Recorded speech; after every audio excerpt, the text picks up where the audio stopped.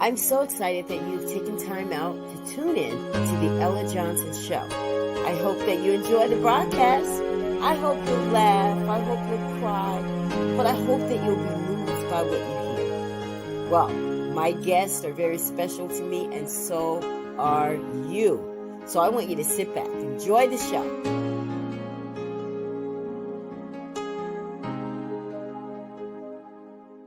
What you can become depends on what you can overcome.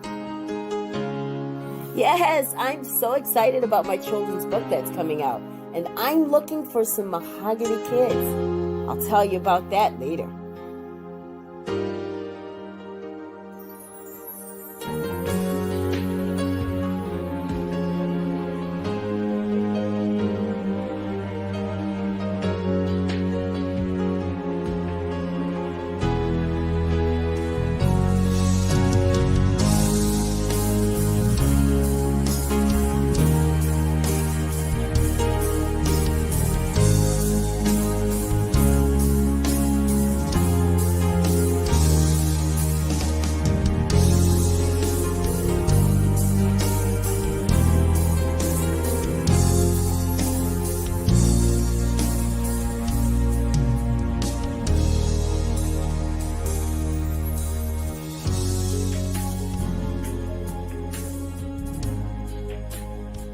And now it's time for the Ella Johnson Show.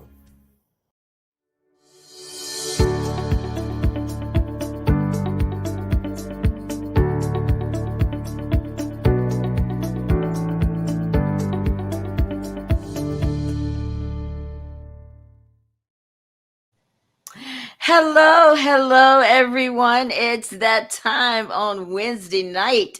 It is the Ella Johnson Show, and I am so excited that you have tuned in. You know, you could be doing lots of other things, but you decided to come here tonight. So if you're watching by YouTube, I want to thank you. I'm seeing my subscribe numbers go up. So I want you guys to do it again. Subscribe. You're there. You might as well. If you're watching from Facebook, I'd like you to do me a favor and just share the broadcast. Just share it so we can increase our viewers. And I want you guys to talk to me tonight, okay? So if you're there and you want to ask questions for my guest or me, whatever the case may be, you know, we're just having a good time tonight on the Ella Johnson Show. Well, you see this gorgeous man sitting next to me, right? This is George Gushniere, and he is Mr. Showtime. I know you guys have seen it. I know you've seen him. He's always on Facebook. You're on Facebook more than I am. And that's saying a lot because I'm always on Facebook too. But I guess that's why we got to know each other so well. But this is my friend, guys, my brother. And he wanted to come to the show tonight to tell his story. You know, he wants to set the record straight because according to George, I'll be tripping sometimes. Right, George? Yes, ma'am. So George decided that, you know what, on the Ella Johnson Show, I'm going to set the record straight. Listen, my friend has been through trauma and sickness and all kinds of things. And you're going to hear some stuff about discrimination, frustration, all that kinds of things tonight. But after all of that, he has not lost his determination. And tonight he's going to share his new word that he has for his sexual preference. Yeah, I know. I was blown away too, but he came up with his own word. But anyway, welcome to the Ella Johnson Show, Mr. Showtime. Thank you. I'm so glad that you're here. Now, you're not going to get on my show and get quiet because, you know, you talk a lot of stuff on your show. I understand that, you know, this is the Ella Johnson Show. I get that. But we keep it real here, right?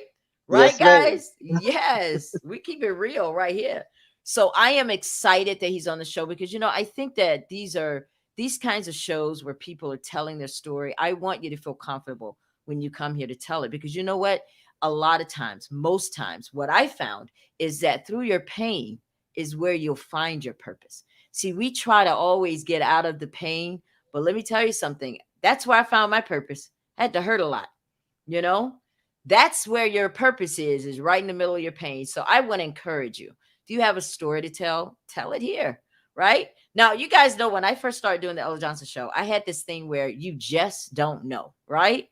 I love that. Well, that's what we have this week, tonight and tomorrow night. We have those stories where it's like, you just don't know. Have you ever said that, George? A lot of times. Like A lot people of just times. don't know. They don't know what you go through. They don't know when you're crying at night. They just see George, Mr. Showtime, happy, but they don't know what goes on behind closed doors. And that's what we're gonna reveal. We're gonna open the doors tonight so people can see what's going on behind your closed door, right? But Yes, let's talk ma'am. a little bit about what's going on in the world. How's everything going over there in Mobile with COVID? It's pretty fair. Pretty fair. COVID is amazing. There's still people that don't recognize that it is real. So we're going through the thing where we're not recognizing that it is real. People still think it's a joke. It's not. It's not. It's not. Yeah, I know your numbers. I know that Alabama is the least vaccinated state. You guys Yes, hit the ma'am. map for something. I tell you, Yes, I ma'am. see I see there behind you, you have a sign for Fred Richardson. He's running for mayor of Mobile. Let me Yes. guess. He's your guy, right? He is my guy. He is the platform Showtime's candidate of the year, Mr. Fred Richardson. He's the guy. He's an amazing guy. I was fortunate enough to speak with him a few times as well. And I'm really rooting for you, George. So good luck. I wish I could vote. Um, Yeah. but I'm a Gemini, so maybe my other personality can vote. Maybe George, I don't know. No, I'm not trying to go to jail. Speaking of jail, there's this couple that went to Hawaii. Now you want to talk about some foolery? These fools went to Hawaii and they tried to pass off their kids with a vaccination card. Because you have to have a vaccination card to travel and everything. They were not smart enough to realize that kids under a certain age can't even get vaccinated. So how are you going to show up with a vaccination card for somebody that's under 10? I mean, under 12. Is it 12? Yeah, it's 12. How are you going to show up with a vaccination card? And that's what gave it away. So they're looking at like $8,000 in fines, up to 5 years in prison they could go just for lying about a vaccination card. Is it worth it, George? It's not worth it. It's not worth it. I don't Yeah. see how they didn't recognize that in the beginning because they tell you it's all over the news, national news, that you have to be a certain age to be vaccinated. So why they did that, I have no idea, but that is incredible. Listen, I want to share something with you guys, something that's coming up. My friend Stephanie Richardson is going to Monroeville. She's doing an event there, revival, the Fresh Wind Tent Revival in Monroeville, my hometown. That's coming up August 26th through the 28th. You don't want to miss this. It starts at 9 o'clock. I mean, 7 o'clock. Oh, Jesus. Well, I don't know why I can't start at 9 o'clock. We go to the club at 9 o'clock, right, George? How many times Correct. have you gotten dressed to go out to go to the club? What? Plenty of times. So if it did start at 9 o'clock, that would be all right. But anyway, it starts at 7 every night, and Thursday through Friday. So you guys see the flyer there, but it's at Clausell Park in Monroeville. Put this on your calendar. Saturday, Thursday through Saturday, August 26th through the 28th. So that's coming up, and I just want you guys to be aware of what's going on. But George, there are a lot of people that are tuning in. They want to hear about you, my brother. They want to know about what's up with this George. We want to hear the real deal. I'm gonna pull it out of you. I might pull some stuff you didn't know you had, brother. Right? And you okay It's with that, okay. right? I It's don't want you. okay. I don't want you cursing me out after the show. Like, oh, you didn't have to go there. You didn't have to go there. Now you did not have to do that. But I just, why I believe that it's important get it all out, because there's no judgment here, and this is a show of healing. And if you want to heal, this is a place to start, because you get to tell your truth no matter what. It's not interrupted. You don't have to worry about anybody, you know, pulling the rug over your eyes or anything like that. We're friends, and I just want you to get it out. So let's start from way back, George. Let's talk about the little bitty George. Were you always this handsome, even when you were young? Believe Yes, it or the not, I was very shy. I was very shy. I was I absolutely cannot believe that. Sorry, yeah, I somebody was will have to very tell shy. me. I Yeah, was very withdrawn. I became me when I became an adult, and that is I used to be very weird. I wish my mom nothing was weird here. She about could you. tell you. So let's talk about the young George. Where did you grow up? I grew up in Mobile, Alabama. Okay, so you've always been in Mobile. Yes, And ma'am. did you grow up with your siblings, your parents? What was your family life like? My mom was a single parent. I have an older brother. His name is Willie Seltzer. We all have different dads, by the way. My dad was George Gushniere the first. My little brother, his dad was Claudel Blakely. He's a Blakely. His name is Carlos Blakely. So it's three of us. I'm the middle. Okay. Okay. So did you get along with your siblings? Yeah.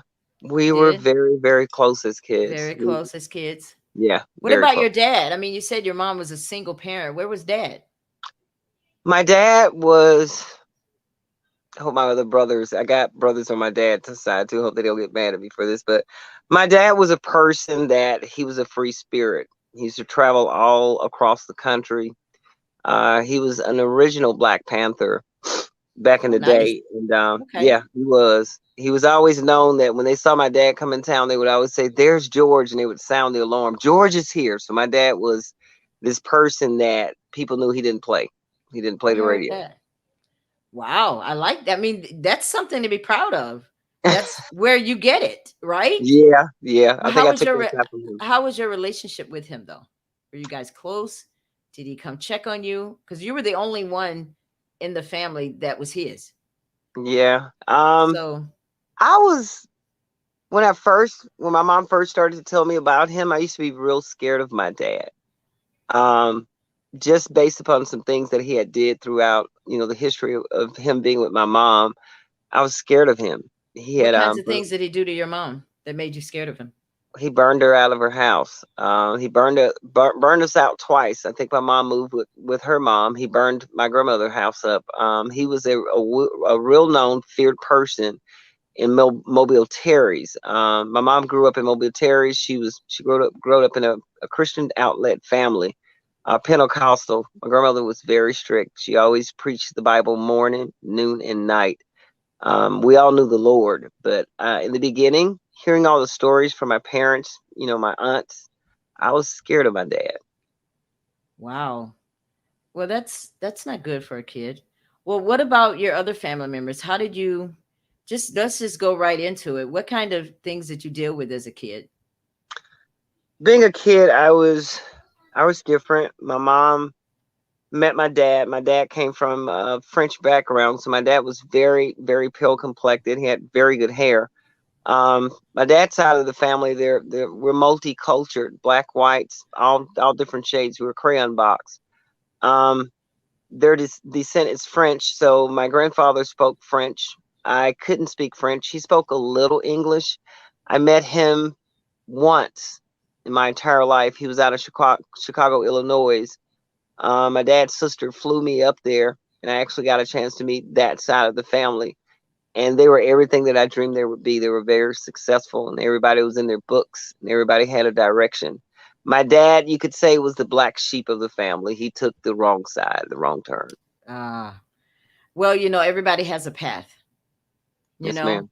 doesn't mean it's a bad path as long as we end up where we're supposed to be. That's all that matters, right? Even in Yes, ma'am. GPS we have different ways to get to where we have to go, right? How does Yes. that make you feel knowing that he took the wrong path though, and how did that make you feel that he burned your mother out of her house and you still have to explain that? What is that all about? Well, he was very controlling. I have one brother here in Mobile, Alabama. We just met maybe I'll say about 5 years ago. My name is George Lamar Gushniere. His name is I'm sorry, Goldie Lamar Gushniere. We have the same name. It's just the first name is different. We look like twins, honestly. Wow. And you So we guys just get met. along? Y'all get along good? Yeah, we get along. I mean, we act like our dad. So he always said I act more like dad than he does. He's more quiet. So they always say I Oh, look wow. just like my dad. But what about this house burning? How did he burn your mom out of her house? Um, my mom used to catch him. He was a gigolo. He was very nice looking. He was a So very nice Papa looking was a man. rolling stone. He was a He was rolling a Rolling stone. Stone. Yeah, he was a Okay. cheater. And when my mom, she was a flight attendant, and she left and she used to work. That's how she met him in Chicago. She came home one day, and mom, don't get mad at me. I got to tell this story. She came home one day and caught him having sex with a woman in their apartment. Okay. And she began to pack her things and leave. My dad jumped on the woman that he was apparently having sex with, beat her up, put her out. Told my mom Now, it would why did never he jump happen. on her? My dad was crazy. He used to Oh do my no other thing. gosh. So he jumped on her, put her out, and then what happened? He told my mom that he would never do it again. He never wanted her to leave him. She fled Chicago, ran back to Mobile. She was pregnant with me at the time. He came back down to Mobile, chased her down here, found out where she was staying. Of course, she had met someone else that was taking care of her while she was here. He threw a brick. She told me that he took a brick pillow and threw the brick, and it landed inside of her windshield, and it was just like somebody had placed it there, like a work of art. He burned the house up. He got on top of the house and poured gasoline on it. And my mom said, whenever they would call the police, he would vanish. Whenever the police would leave, he would reappear. He was one of those kind of people. Right. She doesn't speak of him being violent. She just speaks on him not wanting her to leave her. She never told me that he put his hands on her, but she said that he was just a very crazy, outrageous person. Wow. But did that affect the kids? Did that affect you and what It you had affected going me. on? It Yeah. affected me a lot because my brothers, they had their dad. My little brother, he could go and stay with his dad. My oldest brother, he can go and stay with his dad. They would always leave me at home with my mom, and I used to feel, and to anybody out there that has kids, I want you, especially to the females, when y'all call the dads to come pick up the kids, I'm an adult now. I'm 48 years old, and I can really tell you what it feels like. It is a horrible feeling Yeah. to be left at home. It's just like nobody wants you. And us Mm. being kids, my brothers used to always tease me. They would say, "Well, your dad doesn't want you. You have to stay at home with mom." So I went through a lot emotionally and physically. I became a mom's boy because that's all I had was my mom. Really didn't Now I'm have a gonna father figure. I'm gonna go into an area that may hurt. You know I love you though. Yes, I ma'am. um I watched a one of your broadcasts one time, and you mentioned that you were molested. Yeah. Is that hard to hear? Not today, because I really embraced it. I've embraced it. The only thing I haven't done was actually confront my molesters, front and center. Being That in a was black family, they always tell us to not talk about certain things, or that's right. yeah, you know how it is. What goes on in this house stays in this house. Yeah. Yeah, That was the worst advice we could have ever received as kids. yeah, Um Now you said molesters. Was there more than one? more than one. And in fact, it went on until I reached 17. 17. It started, from what I can remember, it started at 4 years old, little 4 boy. years old. Yeah. Can They're you gonna be tell us shocked. can you tell me who did it? Who was it that molested you at 4? I told my mom. I had an uncle. I had two uncles. I had about four cousins. It started with my cousins. If you ever, you have the kissing cousin factor. So it started Yeah. with my cousins.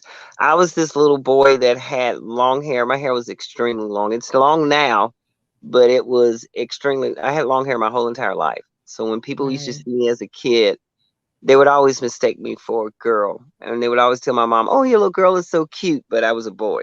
I was just a cute boy, Ooh. you Right. know. Um, I used to feel some type of way, but they used that. They would use that and say, "Well, you're too pretty, and you should do this because you're pretty." And I thought, once it's done to you at a young age, and y'all have to remember, I was 4 years old. I don't know at that point what's right, what's wrong. I'm still Right. learning. Of course. Of course. So if they do something like that continuously through you throughout your life, and it's done over and over again, and you begin to see your brothers, your siblings, your cousins, they're doing it. So you start to think, hey, this is normal. Right. So as we started to mature, I have one cousin. His name is Lee Earl Moody. I have one cousin. He's my first cousin. He's my mother's sister's son. He is the only individual that called my mother up and told my mother, he said, everything that George is telling you, they call me Mark. My family calls me Mark because I'm the third. He said, everything that Mark is telling you, he said, I want to tell you something. It's all true. He said, I used to witness it. I saw it myself. It's all true. Right. And they used to tell my mom that I would never be anything. I was very, very extremely feminine as a kid. Do you think that's why? Because everybody kept telling you were pretty? they always treated me like a girl behind closed doors. Right. I was a girl. I didn't get to play with the guys. I was too frigid, fragile to play with the guys. I grew up Right. playing with my cousins. I combed dolls, did the dolls' hair, played with the tea sets. I did everything as a child that girls did. I did Right. nothing that boys did, honestly. My mom didn't even allow me because of how crazy my dad was. My dad used to always try to kidnap me and take me away from my mom. In fact, he did it to my brother. So I know it's possible because when I talked to my other sibling that he had, he said that he actually kidnapped him. So my mom hid me from my dad until I became of an age that I could, take care of myself and call the cops. But I Right. was hidden my entire life from my dad. Afraid that he would kidnap you. Did your Yeah. mom not, when you were 4 and you told your mom that you were molested by your uncle, did she not believe you? I didn't tell my mom. I didn't tell my mom until I got to be around 26, 27. So you suffered it all these years They without used it telling against me. anybody. They pretty much told my mom, I didn't understand why I had to be called a gay person or why the family went against me because all of them that I grew up with were participating in this type of activity. They're going to be pissed off with me for this, but it's the truth. If we die the day of tomorrow and I have to stand before God, it's the truth. They all When you said they were participated. all participating in same, like guys were messing with them as well, your boy cousins. They were You messing mean with each other. It was like if we went over and spent the night, it was pretty much whoever bed you slept in, that's your partner. I'm being so honest. I know this sounds crazy, but black families, we have hid this for years, and it's time that we start to confront it. And I know that my story is opening up a lot of other people to tell the truth about what they yes. went through when they were kids, and not just the guys, the girls too. You feel Yeah. me? Yeah. It's something that was suppressed, and maybe it came from slavery. Maybe we didn't know any better. You understand? Or being bucked as being a slave and you get bucked. I don't know where it came from, but I just know it was an ongoing factor that if a lot of gay people that are gay today, if they tell you the truth, it started at home. It was Mm. something that they experienced at home. And it was done so much to me. And to begin, I began to start to become attracted to it. It was something that just, if you teach a child Of something course. Yeah. over and over and Because what over again, happened is you got stimulated. yeah, And that's real. Even if it were a girl that was doing it, you're now stimulated. So you were enjoying the way that made you feel. No judgment. That's real that that happened to you.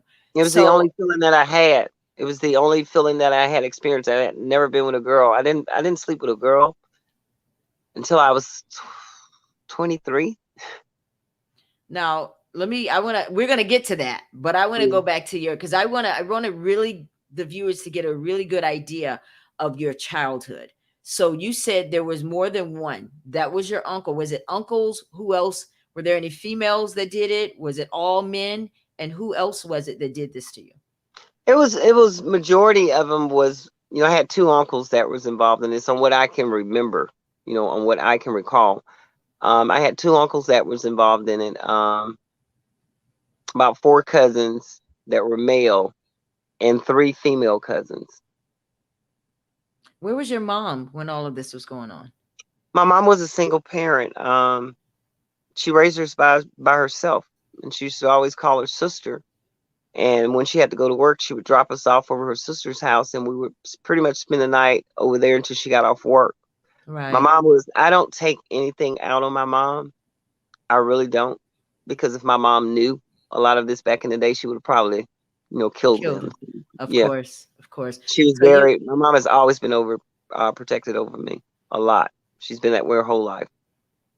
So you went through all of this childhood. I mean, it sounds like, well, did you have any good memories as a child?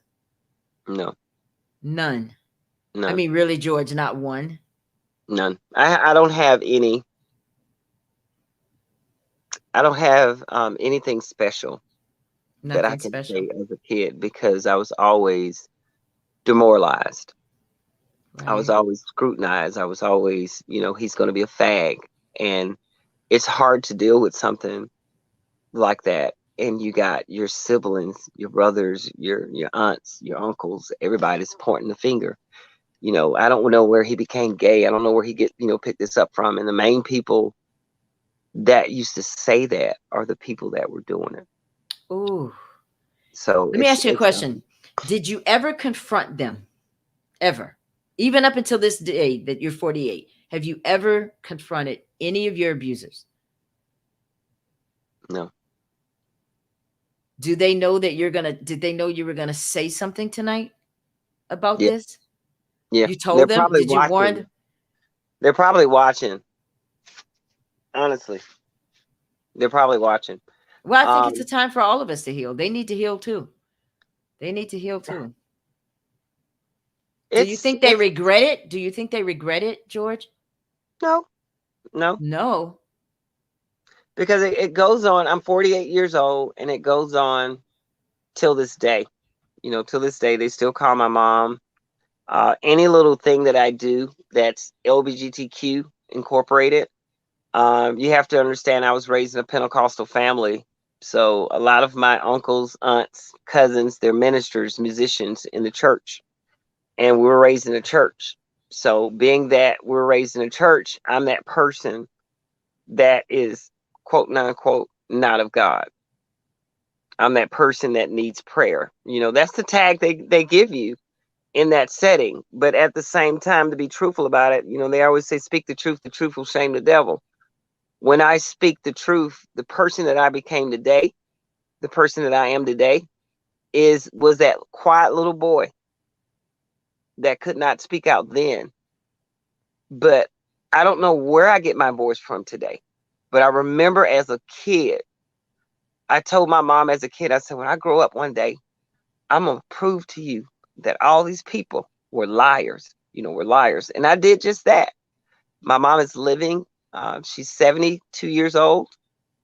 And I can truthfully tell you that I have exposed so much to my mom, and I've always had the receipts. I always kept evidence until there's nothing.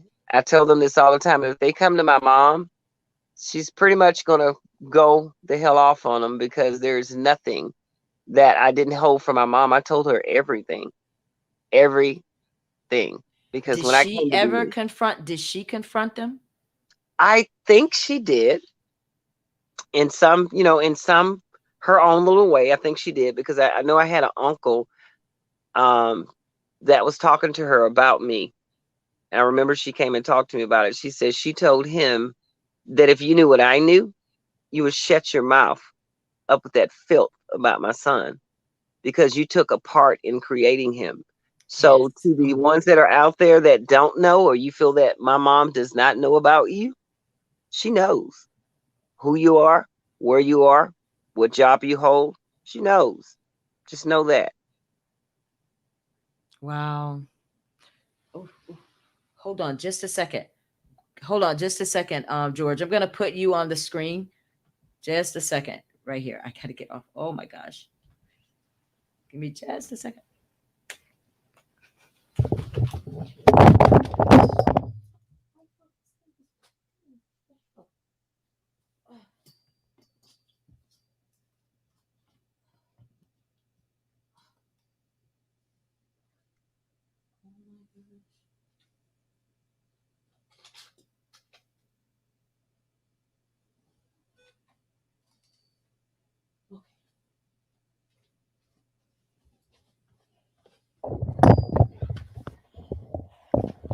Oh my gosh, I am so sorry, guys. Oh my goodness. George, George, George. There we go. Okay. I had a little technical difficulty there. I thought I had something secured and it wasn't.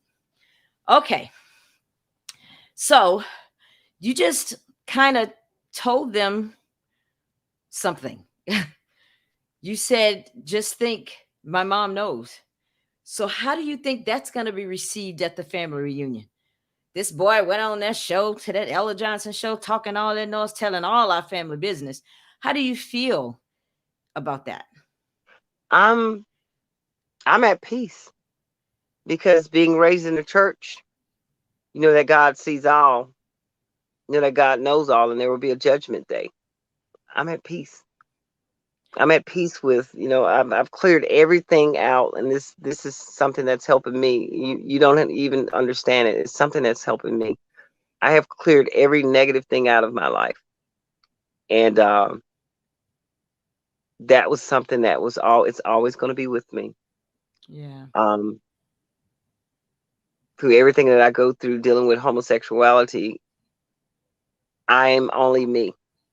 That's all I can tell people, that I'm only me. God created me, and in the book of life, God knew what I was going to become, what I was going to go through before I went through it.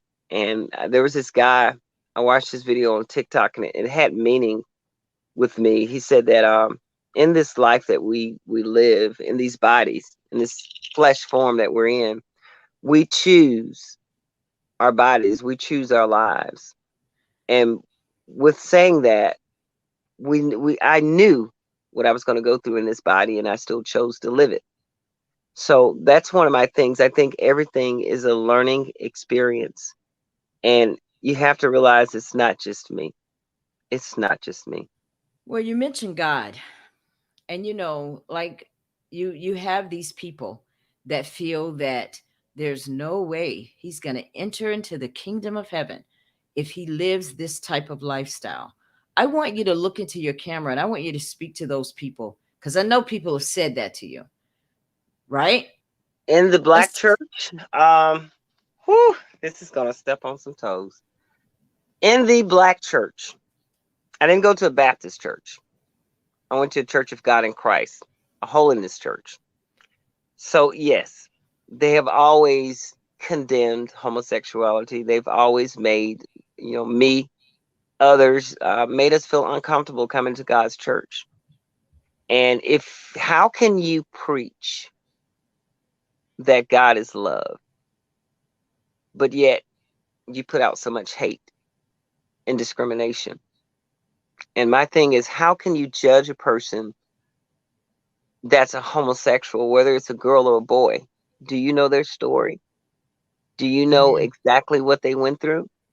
It's easy to point that finger, but until you can open that book and read it, you can't pass a judgment on anybody.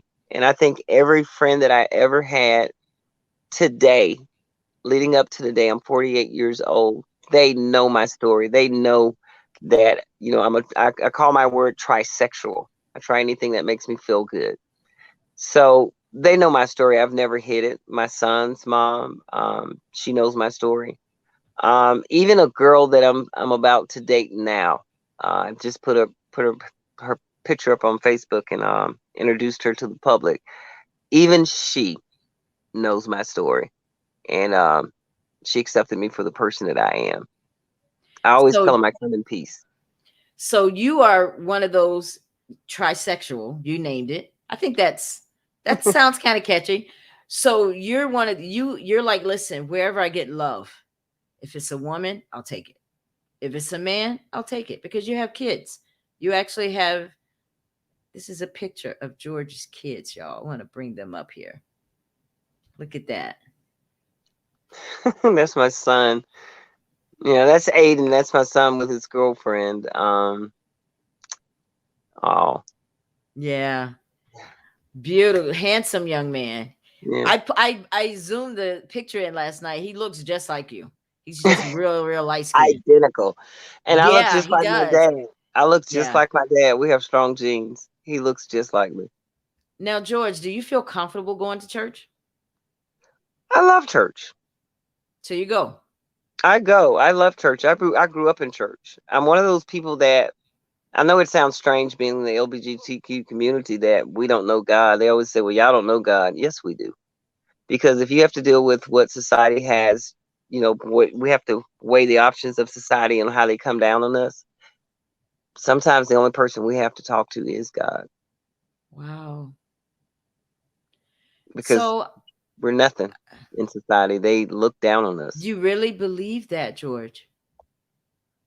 I'm serious. I've carried that with me my entire life. And I told my mom, if people want to come after me, the only thing they have to come after me is the homosexuality. That's what they hit me with. Majority of the time, every time I get attacked, it's always going to be the Describe one of homosexuality. those attacks. Tell me what that looks like.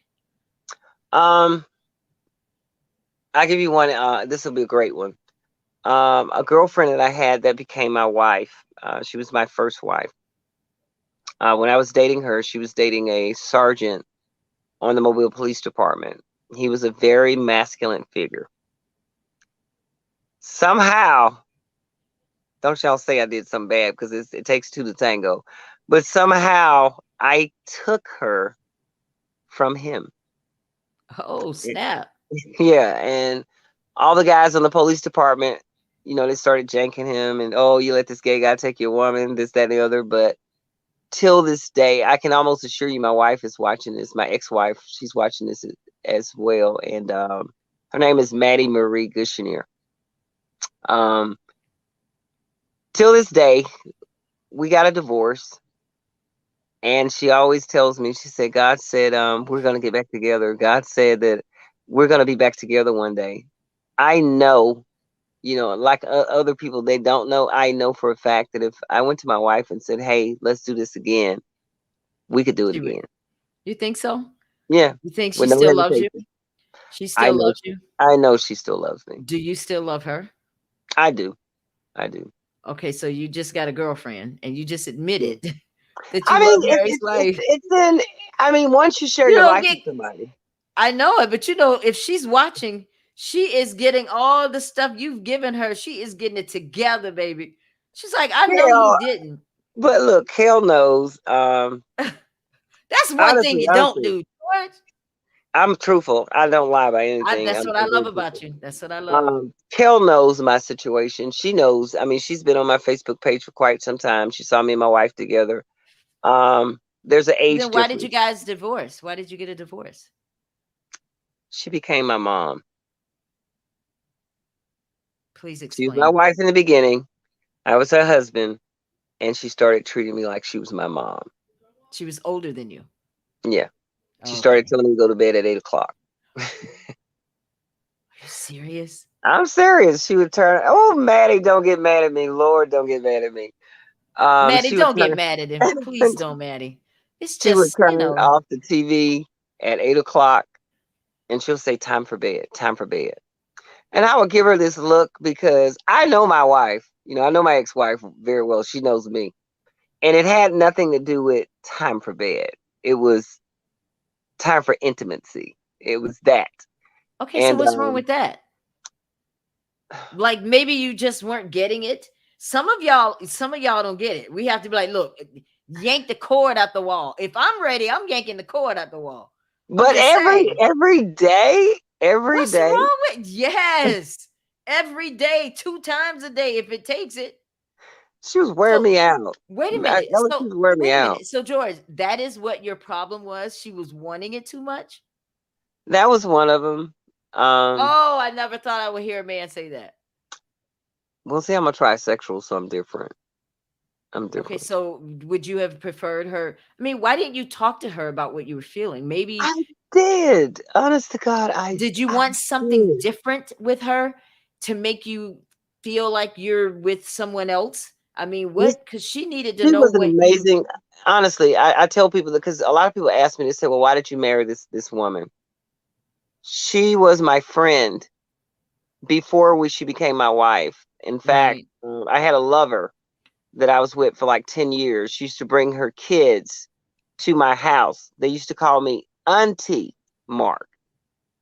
Yes, I used to babysit them. They used to come in my Why did they house. call you auntie? I was beautiful. I didn't look like this.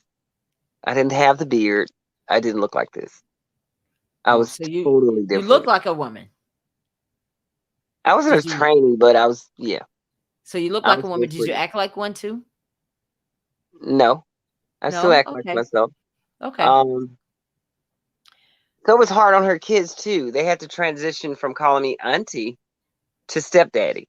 But it all sounds confusing, George. It was. It Like was. your life, it's like when you wake up, am I being a man today or am I a woman today? You know what I'm saying? Like, did you ever go through that? I mean, because it sounds like you were comfortable with this lifestyle. I was, because it was what I was taught to be. My brothers always told me, you suppress that. And they would always get these girlfriends. I don't deny not having girlfriends, but like, it's the common thing in the black society. They make you do things that they know it's not you. You feel me? So I would constantly have blind dates with girls. There are so many girls that I was forced to date or forced to sleep with when I was growing up. I had a big brother that still to this day, we were closer as kids, but I haven't spoke to him like brothers talk to each other because of my lifestyle. Your He own just does brother. not want to have So anything to your do with me. family has judged you because of this lifestyle. Yeah. Oh, yes, ma'am. Totally. Eh, Yeah. And do you think Seriously. there's, it sounds like the whole family, there needs to, because it sounds like the ones that created this are the ones that are against you also, like what your mom said, you guys are the ones that did this to my son. Yeah. They Well, created a monster. I'm not going to say a monster, but they created me, and they were able to grow up and transition and live a straight heterosexual life. as if it I never was not. happened. Yeah, Right. I was not. Because mainly because I feel like I was the bottom. You know what I'm saying? They were tops. They were masculine figures, and they treated me like the girl. So I was always the bottom in the relationship with whoever it was. But this is just a fact. A lot of people think it's weird or it's bizarre, but it actually happens. And my story is just minor, in regards to others that I've talked to and what they've went through. See, I've been able to reach other people, that has experienced things that I've been through. And believe it or not, when I host my show, they come into my inbox and they tell me their stories. And I always say, well, hey, I thought mine was real bad, but yours is worse than mine, because even your fathers, having your father um, do that to you or try to molest you, that's an amazing thing as well. And see, I had a freaky dad too. Wait a minute. So dad is one of those molesters? Yeah, Did he do I'm it or honest. he always, no, did he do it or was he trying to do it? Um, I don't know if he molested me as a kid, because I just don't remember. I just can't remember if he did it as a kid, but I remember as an adult, he tried me as an adult. As an And adult? How old were you when your dad tried you? I was 27. I was 27. Can you describe what that was like? Um, If you can, I understand, sweetie.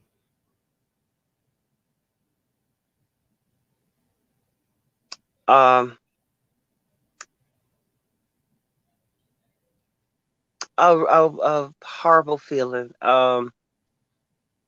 I thought it was when he was saying that I love you. When your dad looks at you and they say, "Hey, I love you." Of course. I didn't realize it was the other love until he actually put his hands on me in an inappropriate way, and it turned from love to fear. I started Right. to fear him, and I didn't want Of to be by course. him by myself. And Right. I asked my brothers, on his side. I have two other brothers, Cassius, Gushniere too. I asked them, if they've ever experienced anything like that, and I know my oldest brother would always say, "Hey, Dad was institutionalized and he had his way." You feel what I'm saying? But I felt like I was the villain for being the one to come forward and say Yeah. something about him. I'm just telling you the truth. That's the way they made me feel, like, you should have never said anything about Dad. You feel what I'm saying? But I'm not used to. I'm just what my mama didn't raise me like that. It's certain things that you go for and certain things you don't. And I think that's why I'm like the way I am about my son. I'm very overprotected about my son. I don't even want him around anyone, and I can't help that. Of I course. just I don't trust Anybody. what they I will understand. do. Yeah. Yeah. So, I mean, I hope that you don't get backlash from your family because of this broadcast, but this is not about them. This is about you, your truth, and your healing. So, we'll tackle them together. You tell them, call me. You have my number. Matter of fact, there's my number right there, scrolling across the screen. Because I'm not, this is not, there has to come a time when someone has to love George. And I do enough to be able to say, bro, bring it here. Let's just talk about it. You know what I'm saying? I want you to leave better than you came tonight. That's what this is all about. So, do you forgive them, George? We have to forgive them, and That's right. that's something that I tell people about me that they'll never understand. I'm a loving person, and I've had a lot of horrible things that have been done to me. But I always, no matter how harsh it was, I always forgive them. Because if you can't forgive somebody else, this is my teachings. I can't speak on anyone else. I have to speak on my own soul. If you can't forgive somebody, you can't expect for God to forgive you. Preach. You just said a And, sermon right there. I that's say that something all that the the black time. community, we have to really get over holding hate and holding resentment. We hold that stuff for years, and that's how feuds come about. We won't release them, and you have to forgive them, and really, not just say you forgive them. You have to really forgive them. Yeah. And I did get a sorry. My dad died about 4.5 years ago. I did get a sorry from him before he passed away. That's progress. Yeah, I did get that. That's So I good. can't crucify him and Well, say I that he pray was. that his soul rests. Yeah. Yeah, That's good. That's better than your uncles did, yeah. cousins. You know, no one has ever apologized to you. Well, let me ask you a question. What if someone says, well, George, why can't you just pick one? Either like men or like women, but why like them both? And if you had to pick one, which one would you pick? A man, a guy, a guy. Really? It's been my dream. I mean, I'm good with women. I am good Okay. with women. Don't get I me mean, I'm good with wrong. men too, but I know why I'm good with men. But why are you good with men? I'm just, I come to life. Like if you see me with a guy and then you see me with a girl, and I really love the guy and I really love the girl, right? But if you see me with the guy, it's me. It's hard for me to explain it. It's just me. That's why I the had a marriage lover. didn't work. That's why Yeah, the I had a marriage lover. didn't work. Yeah. Yeah, but I didn't cheat on my wife. I wasn't with a guy when I was with my wife. And that's You were honest. That's just the thinking honest. about him when you were with her, Yeah, right? I was. That's true. I Real was. talk TV, baby. I love it. Yeah. But I had a guy named Reginald. I'm not gonna call his whole name because he's living a heterosexual life that I don't think he told his girlfriend that he had a relationship with me. So I had a guy. So you know, every woman out there who has a boyfriend by that name is gonna be looking at them real crazy right about now. I know he ain't talking about you, right? It's Okay, gonna go be ahead. hard for him to not. I mean, it's just gonna be hard for him to not admit it's him because he was with me for 10 years. We were in an open gay relationship. He came to work with me. You know, I'm a hairdresser as well. He drove my cars. My customers came to my house. There's not nobody that didn't see me and him together, but he was totally masculine. So Okay. the body, lift So the it's not weight, like you could have all that. picked up on it. Right. No, Okay. you wouldn't have picked up on it at all. In fact, I used to have girls that come to the shop just to see him. Wow. Yeah, just to see him. If I had to say that if he was somebody I loved, he would be a soulmate in my life that I was with, and Okay. still love him to this day. But he's with a woman. And how The does only, that make I you mean, feel? How does honestly, the that only make you reason he did feel? it, the only I can't judge him because the only reason he did it is because I went to a woman and I had a son. The only reason he did it is because why? I went to a woman. Oh, you went to a woman too. He So had he an says, well, alcohol okay, if you're problem. gonna get a woman, then I'm gonna. It's good for you. It's good for me. Yeah, But and I you was weren't kind of jealous. satisfied. I was But you kind of weren't jealous. satisfied. You were. You had to be satisfied at least on two occasions. Because how many kids do you have? I have one, and I call her my daughter because her dad, which would be my son's sister, her name is Isabella. That'll be the light skinned, beautiful young lady that you see with my son. Her name is Isabella. I will always call her my daughter because I was her dad. I was the only dad that she Oh, ever knew. So she's my daughter, and I don't want to get on this show and disown her in any kind of way because no, absolutely. she Absolutely. she never knew who her dad was. She never got a chance to meet her dad. So that's my So, baby. George, how is it that you ended up getting your wife pregnant then?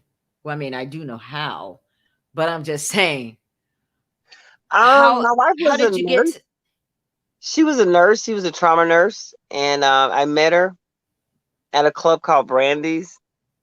I've always been attractive. I want you to understand this. I've always been attractive. I'm a great dancer. I'm a great dancer. Damn near any club I go into in Mobile, Alabama, I can knock a hole in the dance floor. I will make you oh, know I'm there. I'm what? serious. You will What? know that I'm in the club if I hit that dance floor. So I met my son's mom on the dance floor. Okay. She walked up to me. She had two drinks. She's gonna kill me. She walked up to me. She had two drinks in her hand, and she was kind of tipsy. And she said, "Look," she said, "you are the prettiest man I have ever seen before in my life. Can I please have your son?" That's how it went. And I'm so serious. And on the night we met, You my had son sex. was conceived. What? My son was conceived Wow. the night we met in a pool, a swimming pool. A So pool? serious. And it started from Okay. there. Okay. Wow. Okay. So at least on one occasion you wanted her, but it I changed. still do. I mean, I'm gonna tell you something. I'm gonna love her until the day we leave this planet. That's So my son. She gave me my son. but what it, you're in a relationship with someone else and you're telling me your ex-wife can come and just bust all that up? Is that what you're saying? Please say No, no. Oh, no. okay. I'm I'm saying gonna that have to coach you because if your girlfriend is watching, you will be single again by tomorrow. I'm no, just saying, George. it's not that kind of I'm not saying love like lust. I mean love when I say I still love them, I do. In a family, I'm Kinds trying of to way. explain it. In a family type of setting, and I care about you type of setting because if that's how I am with any, I'm gonna tell you something about me, Ella. Anybody that I've dated, whether it be girl or boy, I can call them on the phone and hold a conversation with them today, a peaceful conversation with them today. Now, let me ask you a question about the women that you talk to. The women that you have been in relationships with, do you tell them about the molestation that you like men also? Do you tell them all of that when Not you the meet them? molestation. I think I'll have to really get to know them before I open up with the molestation part. I know my wife knows about it. My ex-wife, I know she knows about it, but molestation is something that I would always keep private. But when I start to date a woman, the moment she comes into my face, excuse me, because I'm a very popular person in Mobile. There's not nobody that doesn't know me, right? So Right? the moment that they walk into my face, I'm pretty much telling them, "Hey, look, I like guys. If you're gonna choose to date me, there's gonna be a controversy. They're gonna come to you and they're gonna tell you I like guys. So if you want to deal with that, if I put everything on the table, and if you can deal with that, no, I'm not gonna cheat on you with a guy. Okay. But I have been with a guy, and I let them know that. And I practice safe sex with either one with that I'm with because I believe that that's a common carrier of HIV, jumping back and forth and not protecting yourself. So I've always, even my wife, she's get pissed off with me because I would always tell her, "Hey, we don't use condoms," you know, and she would be like, "Why?" I say, "Hey, Well, because I've if you're been not cheating, but if you're not cheating while you're with her, why did you have to wear condoms? The guys because are past. You're not with them anymore. yeah, I mean, I'm not with them anymore, but HIV can lie dormant for 15 years. You know, it can be Okay. dormant, I and like you have that. to I know. like that. I'm proud of you Yeah, for that, for I'm keeping serious. You everybody have to know safe. your Yeah. HIV status, and I've been testing now for going on 13 years. So I'm not out the clear. You understand what I'm saying? I always tell them I'm not out But the if you're clear using protection, how can you get it? from my past situation, from when I Oh, didn't when you use weren't protection. using. Okay, I got you. Yeah. So I mean, I have to be honest. A lot of people act like they've always had safe sex all the time. No, we've all slipped in our day. So let me We ask you a all have. question. I noticed in some of your shows, you're like fussing at people. You're like, don't come up here trying to act this way and don't try to do that. What is that all about? Do you have people that are trying you that are trying to act like they're not gay And because it seems like I know a couple of your shows I watch where you call some people out and you told the women if he's talking to you, he is gay. Yeah. Like, why did you Oh, do yeah. that? You called them out. Because it would be. Now I'm going to explain this one real good. Because Okay. I built my platform on this. I'm going to explain this one real good. If I meet a guy, and I still meet them every day. I just broke up with one. I say about 3 weeks before I met Kale. I just broke up with one. He was fresh out of prison. Um, Gorgeous guy, gorgeous. You feel what I'm saying? Um, the first thing they tell you is I'm on the down low, so we got to keep this. It's just this thing that they use. Now they can say down low, DL, however they want to put it, but yeah, whatever. So why I don't you mean, like that? Why are you offended by somebody that doesn't want everybody to know he's gay? because there's a difference from somebody saying that they're on the DL. I mean, you just know okay, let me put it this way. A real deal guy that's on the DL, he's going to be on the DL sexually. He's going to be on the DL. He's not going to be able to do anything. You know, the ones that say they're DL that I've been with, those are lies. Those are lies. The moment I hit the bedroom, I can tell you that that's a lie because of their comfortability. They're comfortable. They're not afraid. They're not shy. You see, somebody can tell you, and anybody in the LGBTQ community, they can speak on this. They can tell you that you're their first one. That's so easy for them to say that. But when Right. you get with these guys and you go intimate with these guys, you go into the bedroom with these guys, you know, it's like a little devil with a little bell. And the devil's in your ear ringing that bell. Ding a ling a ling. Look, baby, this man got naked before you. He done pulled his clothes out before you. And And he then ripped I'm it gonna tell right you off. another situation with our black heterosexual. I call them ducks. No, I call them gooses. I said it looks like a duck, walks like a duck, but it's a goose. So I call them gooses. I tell you another situation. A lot of women on my platform, a lot of friends. I have some that are friends of mine. They have no idea that their man It's gay. is gay. If I could tell you how many times that my friends, boyfriends, I visited them, I went to their house, and their boyfriends have came on to me, I would probably not have Showtime anymore. Really? I'm so serious, and it's just But it's why do you feel like you have to 2021. call them out though, George? Why do you have to put their names out there? Because it could affect their jobs. It could affect their children if they have children. It could affect everything Mm. in their life. There's a reason they're on the DL. Well, I'm gonna tell you, if they get called out on my show and I present the truth on my show, 9 times out of 10, they stole from me.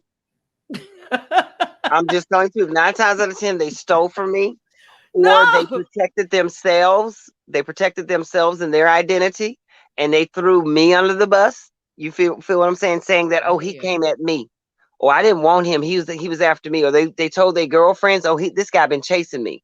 So what happens when the heterosexual guy goes to the heterosexual girl that he's dating, and he lies? It's a lie. And that girl believes him and she thinks, oh, he's coming after my man. Okay, what happens when she decides to get a pistol or she decides to become aggressive Towards and she you. comes and she Right. hurts me and then she Right. finds out it was a lie? So my thing is I tell all of them, anybody that watches my Showtime platform, I have been preaching this for years. If you choose to date me and you are a heterosexual DL guy that wants to remain DL, you need to respect me. Don't lie on me and don't steal from me, and we won't have a problem. I got guys that I deal with today that I've been dealing with since I was about 17, 18 years. They're DL. They have families. I have one that has Wow. 11 children. He has 11 What? children. Okay. So maybe I he was have just them. experimenting. Do you think that sometimes they're just experimenting, George? And they're like, well, I'm not trying to be in a relationship with a guy. I just want to kind of see how it feels. You would have to be People with George, experiment. but you would have to be with me. You would have to experience me. I'm different. Damn Oh, near every guy I touch, they are confused after I touch them. they develop feelings for me. I have them now. I have guys on my Facebook now that are fighting with themselves. You feel what I'm saying? And I accept them for who they are, but they respect me. It's not always the bitter. It's not always the Right. bad ones that, when people see me get on there and I'm exposing something, they need to be exposed. Because I think the last one that I exposed, there were three. See, this is what a lot of people don't understand. There were three girls that called me, that caught a STD from this guy. This last one that I exposed. They came into my inbox. I think one came to my house and she showed me her paperwork. I just have no. The most recent one is the guy that just that was getting ready to have a baby, and I think him and his girlfriend was getting ready to get married. Now, this is the twist to that situation. She was bisexual. They used to invite women into their bedroom and have threesomes. So this is my thing. If you knew she was bisexual and she was good and gravy when y'all wanted to invite another female, why the hell wouldn't you just go to her and say, "Hey, babe, I like guys. How hard is it for you to be transparent with that partner?" And she was very open with you to Because tell a you lot that of women may like it that way, but they may not like it the other way. they Like, don't want no, to I'm share not that gonna. man. Yeah, They don't want to share the man. I wouldn't be able to stand there and see my guy with another guy either. If you float that way, do it by yourself. Don't do it. Don't do it with me. Because a lot of women wouldn't be with a guy that's bisexual. I wouldn't. I wouldn't. Unless I just don't know. Because now, George, you're making me scared to date. You're I'm making me scared to smiling. I'm date. doing a smile because this is the thing that, in the LBGTQ community, when we discuss this, this is a known factor with a lot of heterosexual women and men. And I'm going to say this one time, and I hope y'all get it. Just because it looks like a duck, it acts like a duck, it quacks like a duck. I'm telling you on experience, Ella. I'm not telling you. You got to remember, I started dating men out as 14. When I came out to be 14, I started dating guys then. So I know a lot about this. And they have been DL guys. I want to put that in parentheses. DL guys. Damn near every guy that I've ever fooled with was DL, right? They've come in all fashions and all creeds. Military guys. I've had military guys. I've dated police officers. I've dated I hate to say this, but it's true. I've dated drug dealers, the ones that are so masculine. I've dated those too. Why do you hate And to say that about drug dealers? They're still men. because they're a different standard, they look at them as the ultimate guy for some reason. I don't know why we feel that men have to be super masculine, but the true scenario is if the society was not like it was towards gay people, There if would it be a wasn't lot more so. people Yeah, that and, we and with couldn't the women stand. as well. And I'm not just going to say about Yeah. the men because the women's side too. If society was not like it was towards gay people, I really believe there would be a lot of guys and girls openly coming out and admitting that they do this because Ella, it's a fact. It's not a fiction. If every gay person was to stand up and say, "Hey," and start naming the people that they slept with, we'll probably have 20% left. Wow. Really? And I'm not Interesting. being, I know y'all saying, "Well, damn." I know y'all saying that, "Well, how?" If you have a gay friend, I challenge you. If you have a gay friend, whether it's a girl or a boy, I challenge you to sit them down and have this conversation with them on the statistics on who they think is straight and who they think is not. Because my motto, when somebody tells me damn near every time a girl or a boy then came to me and say, "Oh, George, don't mess with him, he's straight," within 24 hours, that's my slogan. Because I always tell my friends when I'm looking at somebody and I target that person, I say, "You give me 24 hours and he's going to be right here on the side of me." And in 24 hours, he's right here on the side of me. Now, have you ever met someone who said they were straight, they've never been with a man, and they ended up, you were their first one, and you know they were your first one? Have you ever had those kinds of experiences? Yeah. But why try to turn them into that if that's not what they wanted to I be in didn't, life? but see, I didn't turn them into it because it takes two to So tango. if they were resisting you, why not just say, okay, you're not ready. Let me just move on. Now I've had situations to where Okay. I Yeah. would be with somebody and they'll be trying to do it and they just can't. And those are the people, like I say, the ones that are really, it's their Right. first time. Because if it's a guy's first time, 9 times out of 10, it's gonna be a shocker. Lord, I hope I can say this. I hope I can say this. Um, if it's their first time, they are not gonna be prepared for the end result of having sex with a guy. It's gonna knock them off their feet. And you're gonna know it because they're gonna flip out within the process of it. And I've had that happen to me Now, as well. without giving me any details, what do you mean by that?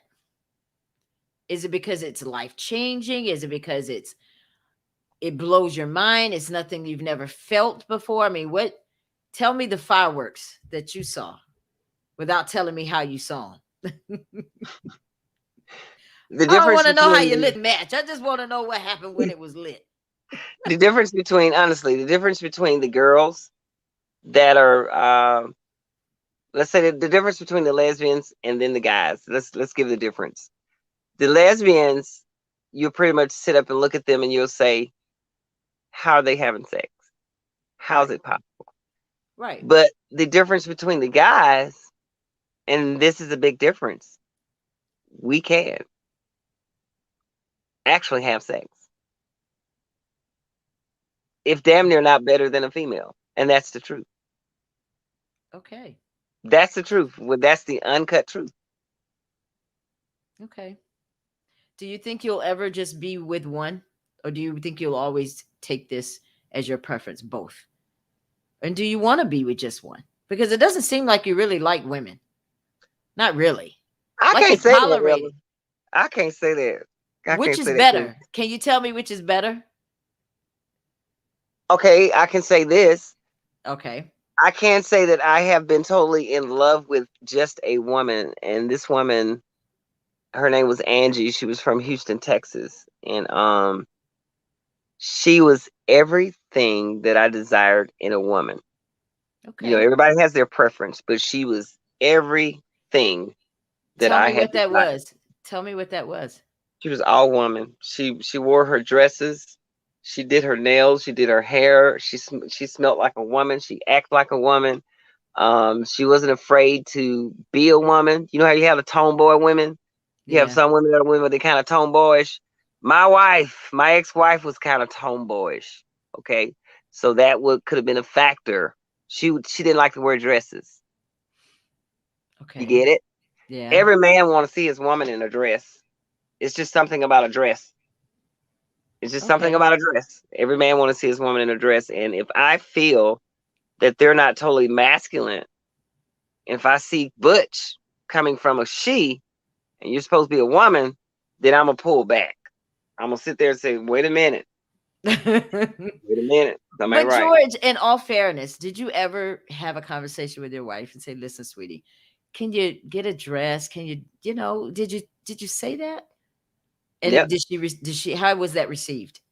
It would end up in a argument. Yeah, there's no easy way to tell a woman, that you're It would being. always be an argument. I would be just as nice as I could about it. I mean, even on Sunday, going to church on Sundays, right? And there were some times where I got to be honest, because she's gonna kill me if I don't be totally honest about it. There were some Sundays it would kill her, but she would wake up and say, "I got on a dress." And how That does ain't she good look? enough for me. That's not good enough for me. What's good enough for me is you put that dress on your own, not because you know that I want you in a dress. You go in that closet and you look at that closet and you wear that dress because I am a woman and I'm going to put this dress on because I'm a woman, not because my husband want me in the dress. I'm a woman. I'm gonna wear this dress, and you wear it with faith. Okay. Because okay, if I put my clothes on as a man, now I'm a man, right?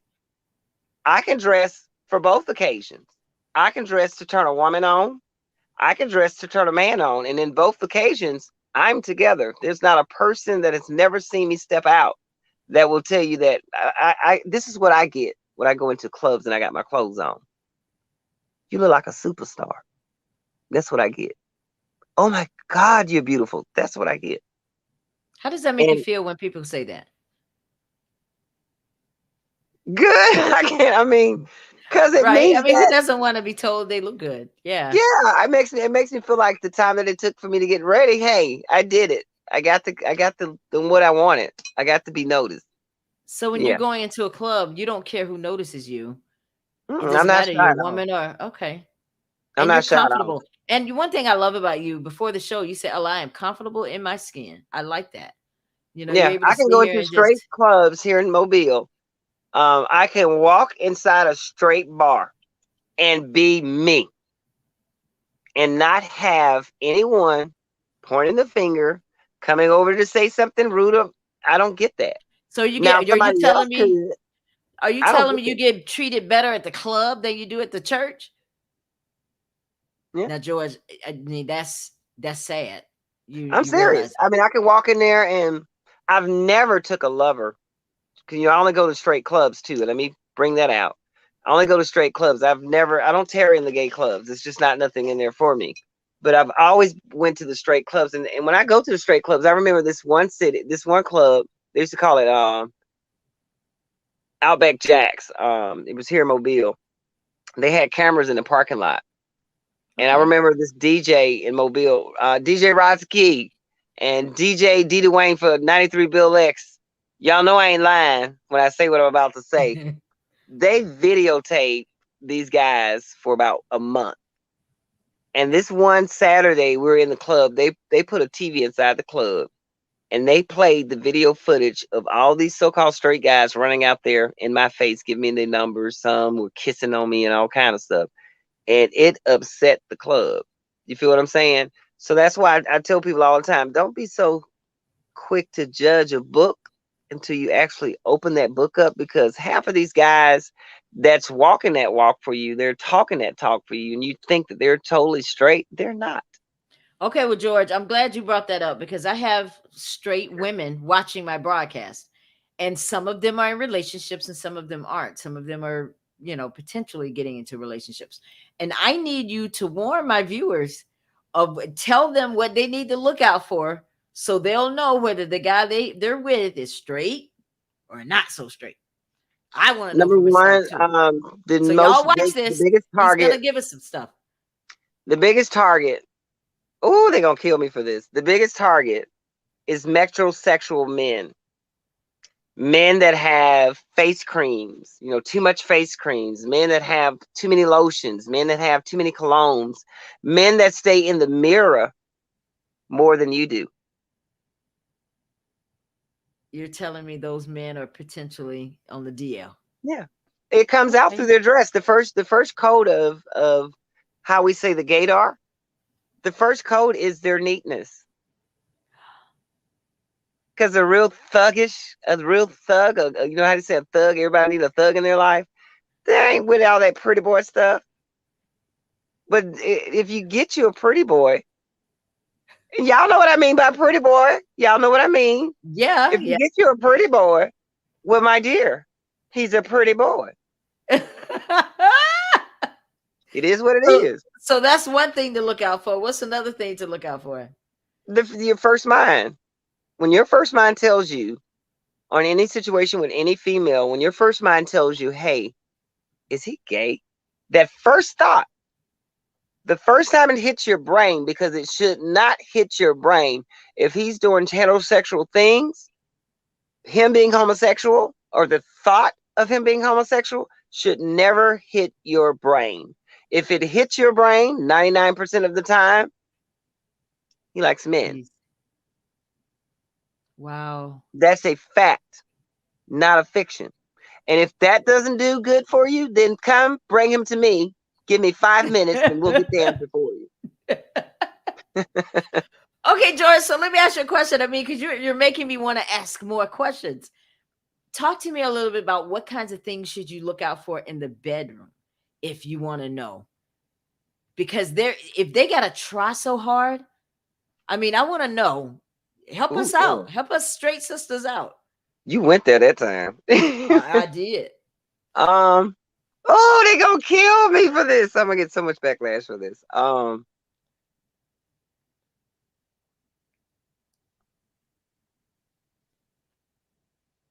Y'all, I'm sorry to my. I'm just gonna say to my guys. I'm sorry, y'all. If you got a guy, and don't say that y'all ain't got never ran across one of these kind of guys because they exist. You got a guy, and that guy wants you to do certain things to him that normal guys, sexually, that is, that normal guys won't do. Number one, dead key factor for number one, playing with his butt in any kind of way. Most heterosexual guys, if you touch their butt, They you're jump. gonna get punched. Yeah, you know. that's true. So if you got a guy that's comfortable with that kind of type of activity, that's a better check him out. You check him out. I'll tell you something Oh else wow. I that a lot of this is girls don't do. That's a big. If you knew about this, I mean, most girls don't. You can actually look at them from behind, and you will know if that guy has been penetrated. You will know. You will know. There's a difference. how will you know? I can't say it. I can't say. It'll be how can I put it real clean? Open. Open. Naturally open. You will there's things you look for. And then you Okay. can see it. Once I mean the most passionate time to see a guy's soft side is his intimates when he becomes intimate. Right. That's true. You So get if to they see it soften up in the because it's hard to bedroom, control it when you yeah, started. Yeah, you forget where you are, kind of thing. Yeah. exactly. So if you're with that Right. guy and he starts to soften up and y'all are being intimate, and then you realize, well, damn, he's softer than me. Yeah, I need somebody to pull my wig off. If you're not pulling my wig, but now George, for real, I'm gonna try to hold on to it though. For real, even in those moments, I'm like, oh, hold up, I ain't gonna get too carried away here, right? We gonna hold on to that wig. I mean, it's funny, but I've really done it. But I mean, you want women like that masculine type of man. We do. We like the one that's a roughneck, you know. And that's not the time to be soft. Is when it comes to being in bed. I will say that. And the first time I see that, I'm gonna call you, George. First time I see that, I'm gonna call him like George. I'll set him up to come to one of the clubs you're at. No, I'm not gonna do that because then, I mean, maybe sometimes women don't want to know. Maybe they don't want to know, George. And then a And lot why of should they know? Why do they know? Why is it important to know? in a lot of situations that I've been in, the women know, They know. and they're not going to leave them. I mean, in some cases, you can tell a woman the truth, and they're still going to be with them. Why do you think that is? They're probably in love with them. I mean, it's a love factor with that. He's probably already just got their mind because I know this last guy that I dealt with. That it wasn't me that exposed him. I want to make that clear for the record. The last guy that got exposed on my show, my best friend Dana. Dana, I'm just telling the truth, child. My best friend Dana is the one that actually exposed him. She remembered me meeting the guy. She remembered me talking with the guy, and she actually found his girlfriend because the last thing I had said to the guy, he told me that I would never find him. He cursed me out, hung the phone up in my face, and that was the end of that. Well, my friend Dana, I call her the private eye of my team on my Showtime platform. I call her the private eye because if she can't find you, nobody can find you. Oh wow. And she actually found his girlfriend. Um, but it blew up in my face. You know, they called me, and the girlfriend was like, "Tell me what's going on. I want to hear it from you." And I'm like, "I didn't call you." She was like, "Yeah, but if you messing with my man, I want to hear what the truth is, what's going on." And that's how that came out. But I was the one. Did you tell her? Yeah, you know, I hold them receipts. There's not no guy What kind of I deal receipts with do you hold? What? Please tell me about these receipts. to anybody in the in the LGBT community, whether you're a man or you're a woman. This is something that I take very seriously when I tell people this. For years and years and years, all across the world, in our nation, our land, there have been LGBTQ members that have been murdered by their lovers, and nobody has ever found their lovers because of the secrecy. Because you hold these secrets, you don't tell nobody who you're talking to. So, with one agreement that I made with my mom, is that anybody that I'm seeing, regardless if it's a girl or a boy, I'm going to tell her who it is, where they stay, their telephone number. I'm going to tell her everything. So That's when good. I say receipts, hold your receipts. You don't have to tell the guy or the girl that you're telling people who they are, but make sure you have a track record to somebody that you know, like a support system, somebody that you can trust, that you can tell them, hey, I'm seeing this guy.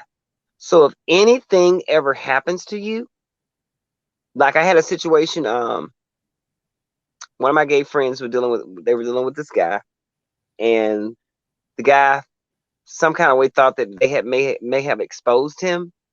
They burned my friend in a bathtub. They burned his complete body up. They set his whole house on fire, but he died being burned alive in a bathtub by his lover. And nobody never till this day found the partner because nobody knew who he was fooling with. You feel what I'm saying? Oh my So gosh. I've just had, I've had tragic, and I had another friend. My condolence goes out to the family for, I'm gonna just call his first name. I had another friend named Luke, and when I first came out, Luke was like my best friend. He was very successful. He was a school teacher. Um, he got shot 9 times, I think not 8 or 9 times in the back of the head, point blank range, Jesus. by Jesus. his significant other. So there are some. Who's a man? Yeah, he was a man. Wow. He was dating a guy, and the guy was supposedly been straight. And I think they found out that he was fooling with Luke, and he went to kill Luke. So this is my thing. Why is it always the homosexual that has to be killed for the secret coming out? Why? What did the homosexual do for you to take his life? Because Yeah. society finds out about it. I will Because never of the same understand it. things that happened to you, the pointing, the finger pointing, it's not accepted in society because Yeah, people think they're dirty. People think you're just not supposed to be on earth, yeah, without knowing, and I think that it helps people, George, to see this out of you, but see how it got there, see where it yeah, came from. Do you regret what happened to you as a child? yeah. Because I never. Well, God is amazing. Um, I never thought I would see me or what it would be like for me to be straight. But when I had my son, I see me straight and it feels great. You wouldn't understand it. It's just when I see my son, I always tell people, I said, that would have been me. That's how I was supposed to have been. You know what I'm saying? He laughs about it. To this day he laughs about it, but he understands where I'm coming from. And I tell him all the time, watching him play football. I never played football. Never did any of that basketball, never played any basketball, but he can kill it. So when I see him, in his masculine realm, I'm proud of myself. I'm proud of my decisions because it did not affect his sexuality. And my son is completely straight. Completely. You feel what I'm saying? And yeah, he gets mad at me because his dad is not straight. Sometimes we have little arguments about my sexuality, but you know what I tell him? You know what comes out of my mouth? You do you and let me do me. Mm. I'm your Yeah. dad. Whether I'm a fag or a queen, I'm still your dad.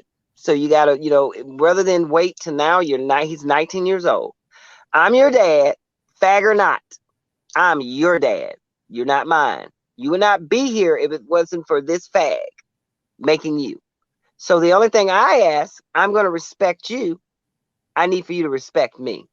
I don't bring any homosexual activity around my son since he's been living.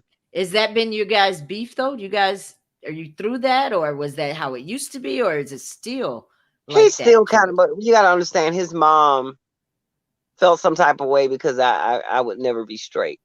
So his mom raised him to hate me. You understand what I'm No. saying? And there are a To lot of hate females hate that you or do hate what you do? There's a hate me, difference. actually hate me. Hate you. Okay. Yeah. So he's had little outbursts in his life. He's had to where he's came at me and he's cursed me out. I mean, completely cursed me out. And every time he curses me out, I always tell people when people get mad, the truth comes out. When they get mad, you're gonna hear the truth. So listen to it when they get mad, because whatever they saying, they damn well mean it, and that's what they meant to say. Well, A what lot did of he people get say when mad. he was mad? Yeah, What? he was like, "You're not my damn dad. I was always ashamed of you. You're gay. Stuff like that." Oh, that stuff like that. But like I told him, I know he regrets it because he calls my little brother. He's on a little bit of a punishment right now. You feel me? And it's like a tough love kind of punishment because if you can't respect me, if you're not gonna, I was absolutely truthful with you. Your mom knew who I was. So why is it that you can't accept who I am? If I can accept you without your well, downfall, I think mom is going to have to get in here and help him understand how it is that she loved you even though you were like this, or maybe mom doesn't want him to know that she picked you knowing you were like this. yeah. She's See, I going to don't. have to be That's able to something jump in and I help. don't know. That's something that I really don't know. I don't know if she told him Right. the truth about that, but I know he told me an issue. It's something that he told me that when I confronted her about it, she couldn't even stay on the phone with me because she was shocked that I found out about it. But she told him that when she was pregnant with him, that I put a gun. Listen to this now, because this was very effective and it hurt him a great deal. She told him that I put a gun to her stomach, and I told her that I was going to, harm him as a baby in her stomach. Now that I've already confronted her about, that was a lie. And to sit there to any parent, so in not in just my situation, I'm going to tell this to these females. I need for y'all to understand this. These females with these guys that you're no longer with, and you're raising that child, and that child, loves his father, and in a lot of situations they're angry. You're so angry until you don't want the child to love the father too. That's wrong. That is That's totally right. wrong because a woman can't raise a boy. You feel what I'm saying? If Right. you're raising a young man and you're a woman, you can't raise no boy. You can raise them, but you can't teach a boy how to be a boy and you're a woman. You understand what I'm saying? It's a big Right. difference. So in order to allow these kids to transition into their entities, their bodies as a masculine person, the woman is good to raise the girls, but the dad raises the boys. You understand what I'm saying? It's a Right. big difference. I mean, I'm not saying a woman can't raise a kid, but look what happened to me. I was raised by my mom, And because she LBGT. has to work, she had to take you to other people's houses, and she wasn't able to watch you, and she didn't have time to probably listen. You didn't go and tell her the truth. It is very typical in single parent households. There are a lot of single parents.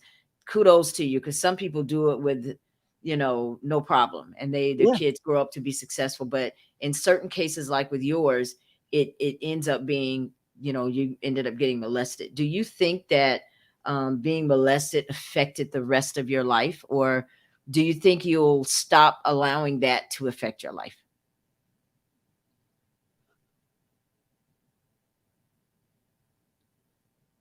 It's something that I will never get over as long as I live. It's something that, it's easy for people to say, we need to put this behind you, you need to forget about this, but I will never forget about it. It's always going to be there. Do you think it's something you can be healed from? Because I've heard people say, oh, homosexuals can be healed from that. All I can do is just pray and trust God. Do you think it's that easy? No, it's not. It's Why not. not?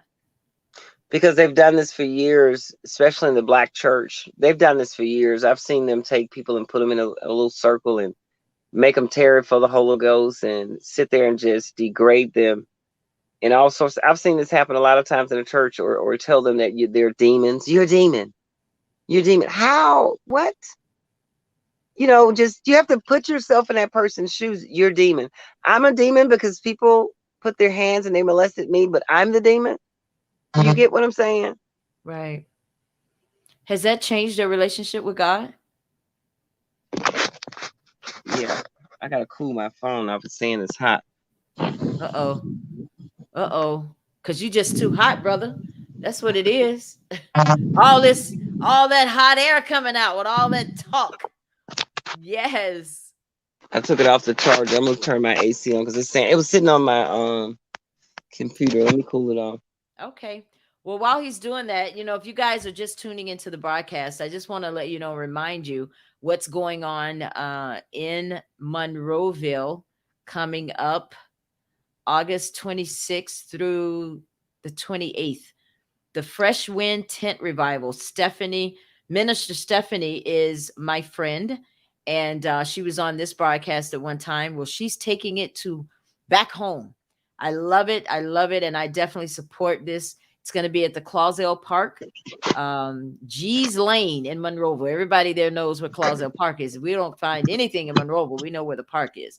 So you guys go out, and this is going to be something that's great. It's going to be, I think there's no better time than now to go and be a part of something like this. George, I hope that you're able to go to this event. Tell my friend I sent you. God is willing. God is. Uh-oh. Looks like we lost him. Um, I like that. Lisa said, with all things, with God, all things are possible. That is absolutely correct. George, if you're out there, please come back, my friend. I don't know what happened. We lost him. He'll come back in. But if you just tuned into the broadcast tonight, we're talking to George. He is Mr. Showtime. He lives there in Mobile, Alabama, and he's telling his truth tonight. You know, because we judge people and we don't know what they've been through. And that's why tonight's broadcast and tomorrow's broadcast, I'm interviewing two people. And if you look at their lives, you wouldn't believe the stuff they've been through. And that's why we title it, You Just Don't Know. So we have to be careful sometimes, you know, how we judge people, because you never know what they've been through. You know, in this case, George was molested. If you're just tuning in, he was molested when he was 4 years old, and it continued for several years. And then at some point, he chose that this was just the lifestyle he wanted to be in. And he's telling his truth tonight because he's been poked at, picked at, talked about, criticized. Even the church has criticized him and told him that he's a demon and that he won't ever be anything. But, you know, he's confusing that with like, okay, well, I thought God was love. God is love. So if there's any of you who are out there and you are experiencing this and you've been treated that way, just rebuke that, because God said, come unto me as you are. So if we were all perfect, we would need God, right? So I want you guys that are out there and you have some issues going on in your life, you know, the church is a hospital. That's where sick people go. Do you think I'm going to go to the church, go to the hospital if nothing's wrong with me? No, I go because I have to be there. I need to be there. I'm looking for something. So those of you who think you got it all together, you are also looking for something. That's why you go. You don't go because you don't have anything else to do. So I think that as a society, we have to really, really learn to love again, because we point the fingers too often. You know, I've known George for quite a while. I actually met him through my friend Ann, and I think he is a beautiful person, and I don't judge. You know, God has to do that, because at the end of the day, when Jesus comes back, he's going to separate us. And it won't be by gays and lesbians. It's not going to be by black and white, Republicans or Democrats. He's going to separate us based on the ones who loves him and the ones who don't. Period. So doesn't look like George is going to come back. It's about time for us to end our broadcast anyway. I just really do hope that he comes back in, because I would love for him to say some last words to everybody, but his phone was hot. And if you were a part of the conversation, you would know why. But listen, he was telling his truth, and I welcome that. If you're out there and you'd like to share your story here on the Ella Johnson Show, by all means, you see it. There's my number scrolling across the screen. To be a guest on the show, send a text message. It's just that simple. And then what I'll do is just have you send your story over to my email, and I'll look at it and we'll set a date, because you can be real. This is Real Talk TV. Well, I'm going to get out of here, guys. Tomorrow night, we have Angela Rodell. She's going to be on the broadcast, and her story, you're talking about abuse, addictions, and then she got COVID on top of all of that. So much to share tomorrow night right here on the Ella Johnson Show.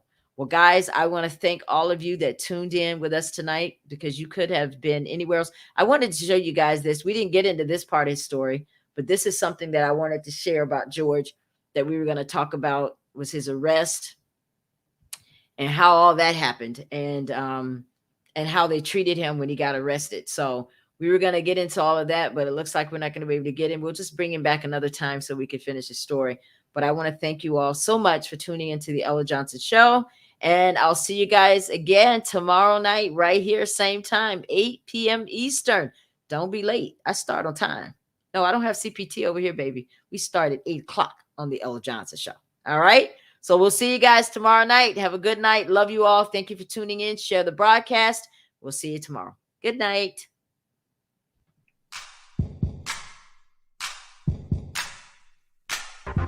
Thanks for tuning in to the Ella Johnson Show.